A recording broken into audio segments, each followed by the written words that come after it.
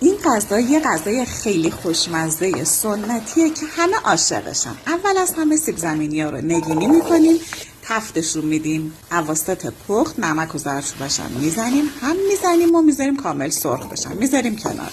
کدوها رو نگینی میکنیم، سرخشون میکنیم. بادمجون رو نگینی میکنیم، سرخش میکنیم، میذاریمش کنار. یه پیاز داغ درست میکنیم، بهش سیر رنده شده رو اضافه میکنیم، تفتش رو میدیم، نمک و فلفل و زردچوبه میزنیم. همه ادویه ها که تفت خوردن یه کوچولو رب گوجه فرنگی اضافه میکنیم. بعد نعنای خشک، همه رو که مخلوط کردیم حالا گوجه هایی که رنده کرده بودیم رو اضافه میکنیم. اجازه میدیم کامل سرخ بشه. حالا 1 یا 2 لیوان آب اضافه میکنیم تا ربمون کامل باز بشه.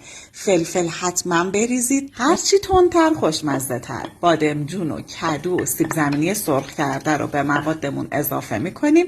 هول و هوش 1 ربی در تابه رو میذاریم روی شعله ملایم جا میافته و نوش جان کنید.